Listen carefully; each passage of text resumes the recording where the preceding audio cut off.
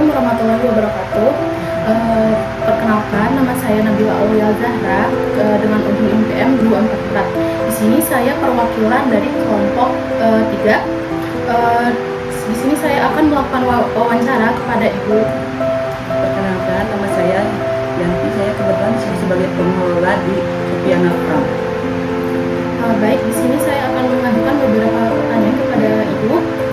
Yang pertama, bagaimana kondisi pertanian di daerah saat ini? Kondisi pertanian kalau melihat dari situasi sekarang ini kebanyakan kan lahan pertanian udah pada dibangun buat rumah-rumahan. Makanya di Sofiana Farm punya tujuan kenapa pengen tetap bertani. Tujuannya adalah untuk biar nggak semua lahan yang kosong dibuat perumahan-perumahan, karena kita kan sebagian untuk ketahanan pangan ke depannya gitu. Lanjut yang kedua, dari mana biasanya mendapatkan modal usaha ini? Kebetulan kalau modal usaha ini dari pribadi, dari ownernya kan dia jadi pribadi, nggak ada bantuan sama sekali dari aku. Lanjut yang ketiga, apakah pernah mengalami kesulitan dalam mendapatkan pupuk ataupun bibit? Kalau kesulitan sama bibit ya juga sih, soalnya kita kan di sini Sofiana selain sayuran kita juga pernah ayam, jadi sebenarnya dari hasil dari kotoran ternak itu kita kumpulin jadi buat tidak jaga-jaga kalau kesulitan pupuk tertentu. Pertanian merupakan sektor utama bagi perekonomian karena menjadi sumber utama bagi penyedia pangan. Namun, proses dibaliknya seringkali tidak terlihat. Maka pada video ini kami mencoba memahami secara langsung bagaimana peran petani di lapangan.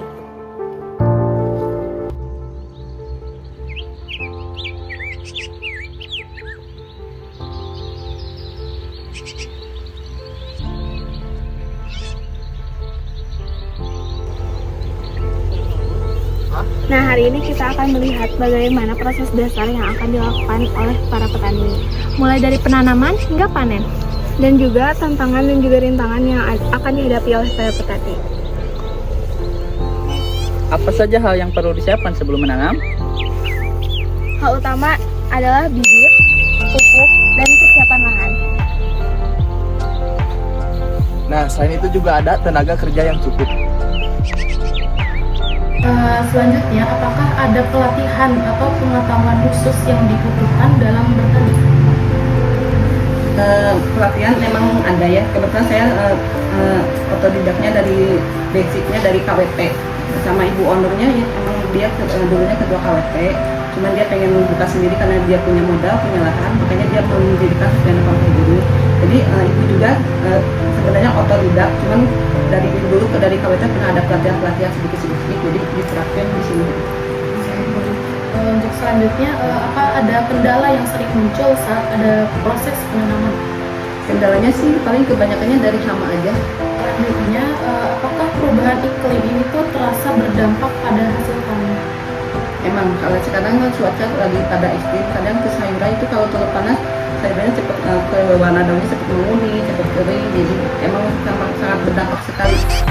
Dalam ekonomi pertanian, biaya produksi meliputi bibit, pupuk, alat, dan tenaga kerja. Semua komponen ini menentukan keberhasilan usaha tani. Bagaimana cara menanam yang baik? Untuk melakukan penanaman yang baik, karena itu harus dicampur dulu dengan pupuk kandang dan ditunggu beberapa hari sebelum ditutupi oleh plastik mulsa. Nah, selanjutnya, kenapa harus ditutupi oleh plastik mulsa? Karena untuk mengurangi pertumbuhan rumput dan untuk meringankan pembersihannya. Nah, untuk penanaman juga harus diberikan jarak seperti ini agar si tumbuhan itu bisa tumbuh dengan optimal. Berarti tidak bisa dilakukan sembarangan dong. Iya, harus dilakukan dengan teknik yang tepat. Untuk selanjutnya, bagaimana cara mengatasi hama dan penyakit tanaman? Kebetulan kalau di Sofiana Farm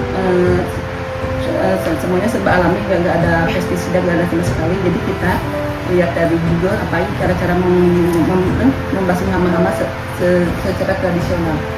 Apakah ada jaminan atau perlindungan dari pemerintah ketika terjadi gelombang? Kalau di sini nggak kita takut sama pemerintahan karena dinas pertanian nggak sih, jadi ini kita mandiri dari pribadi segala sesuatu. Untuk selanjutnya, bagaimana pengaruh harga pasar terhadap pendapatan petani? Harga pasar kalau kita kan emang kita menuju ke harga pasar, cuman kita pasti harga lebih tinggi soalnya kan tanpa pestisida, jadi ini mah otomatis semuanya otomatis apa pure tanpa pure organik, jadi tidak ada pestisida sama sekali. Jadi kalau harga di sayuran kita pasti lebih tinggi dari harga pasar. Jadi ini cara menanamnya gimana sih? Kelihatan gampang tapi takut salah. Nah, yang pertama itu kita harus kasih jarak dulu. Yang kedua, kita itu harus melihat kondisi tanahnya dulu. Nah, kalau misal ada tanaman liar, kita itu harus cabut. Kenapa harus dicabut? Karena biar si bibitnya itu bisa berkembang. Lalu kita gali dan masukkan benih secukupnya. Lalu ditutup. Dan kenapa harus dikasih jarak juga? Karena emang akarnya itu biar bisa berkembang dan semuanya itu bisa tumbuh optimal.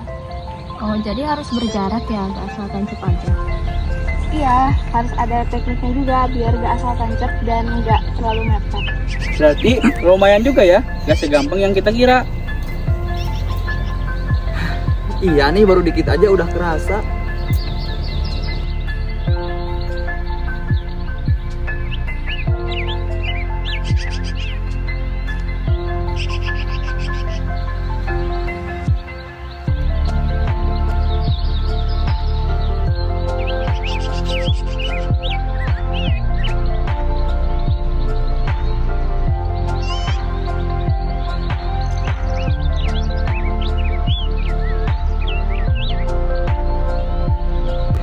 Selain itu juga setiap harinya dilakukan penyiraman dan di setiap 2 minggu sekalinya yaitu dilakukan penyiraman menggunakan air POC. Oh, berarti dari awal penanamannya harus benar dong.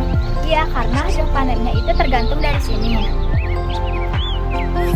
Produktivitas pertanian sangat dipengaruhi oleh teknik budidaya, kondisi lahan, serta keterampilan tenaga kerja. Jadi selanjutnya, siapa yang menentukan harga hasil pertanian?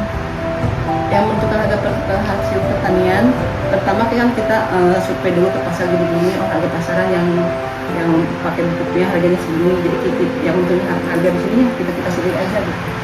Terus selanjutnya, apakah saat ini tuh sudah menggunakan teknologi dalam pertanian? Kebetulan sih teknologi yang modern itu belum sih, emang kita perlu ya, kayak peralatannya kita udah ada, cuman buat penerbangannya belum ada. Untuk selanjutnya, apakah teknologi ini membantu meningkatkan hasil panen? Teknologi pasti sih bisa membantu meningkatkan hasil panen, soalnya kan teknologi bisa membantu keterbatasan SDM-nya ya. Ya, baik teman-teman, sebelum kita untuk memulai menanam tanaman, hal yang pertama kita lakukan adalah mencangkul tanahnya terlebih dahulu untuk membuat bedengan agar tanaman tersebut supaya kita bisa lebih mudah untuk merawatnya.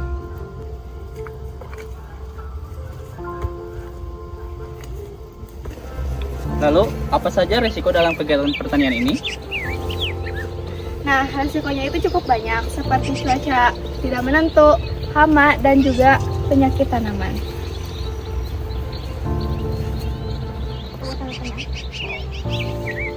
Apa hal-hal tersebut bisa mempengaruhi panen?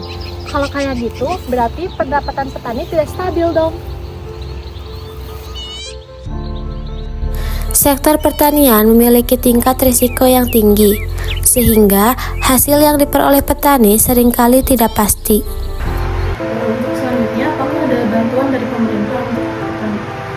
Kalau di Sopiana Farm sama sekali nggak ada bantuan dari pemerintah, jadi semuanya full dari ownernya. Selanjutnya, apa harapan petani terhadap pemerintah? Harapannya sih buat petani ya, berharap pemerintah itu, jadi kan kebanyakan sekarang petani itu cuma dipandang sebelah mata, padahal kan petani itu merupakan titik tolak buat perkembangan ke masa depan ya, karena kalau nggak ada petani kan kita pasti nggak bakalan makan, bisa makan begitu.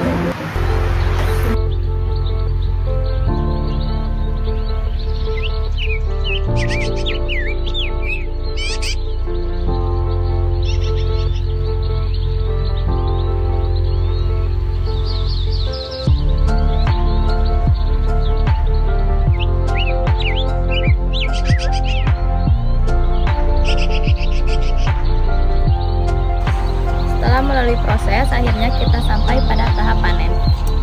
Apa hasil panen ini dapat memberikan keuntungan?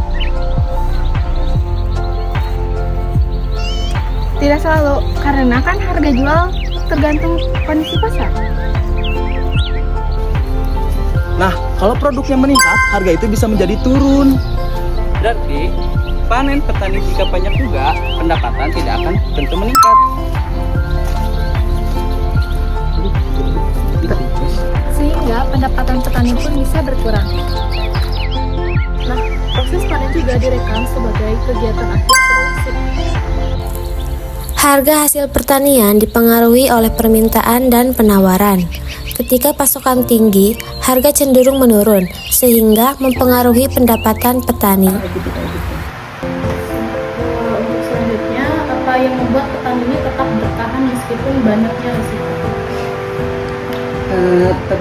Petani banyak bertahan karena kita emang kalau risiko banyak, jadi cuman kita menilainya gini ya, kalau kita putus asa dalam bertani, jadi kita, banyak efeknya ke masyarakat yang luasnya. Jadi kita berusaha bertahan demi kehidupan yang akan datang. Untuk selanjutnya, apa yang perlu diperbaiki dalam sektor pertanian?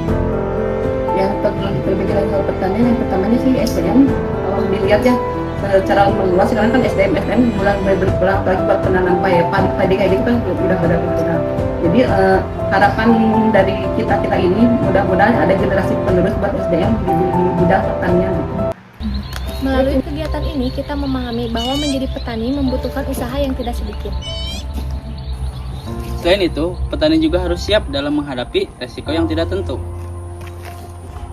Prosesnya panjang dari mulai penanaman sampai panen.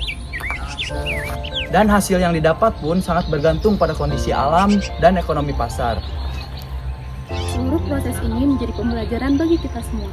Dari pengalaman ini dapat disimpulkan bahwa pertanian bukan hanya tentang menanam dan panen, tetapi juga melibatkan perencanaan biaya dan risiko. Oleh karena itu, peran petani perlu dihargai. Baik, untuk pertanyaan yang terakhir, Ibu, apa pesan untuk generasi muda tentang dunia pertanian? Pesan-pesannya ya, Ibu berpesan kepada anak generasi jangan gengsi menjadi petani. Justru menjadi petani itu merupakan adalah pahlawan bangsa. Kalau menurut Ibu gitu sih, petani adalah pahlawan bangsa karena yang menghidupi kita semua itu berasal dari petani.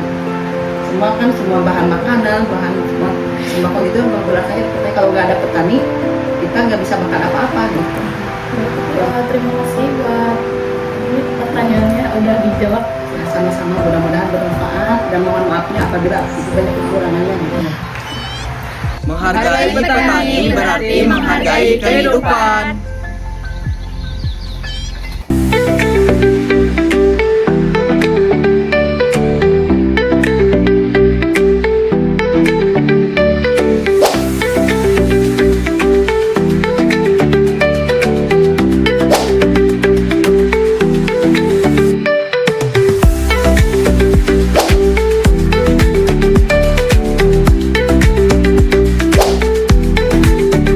Yang pertama-tama kita lakukan adalah mencangkul tanahnya tersebut.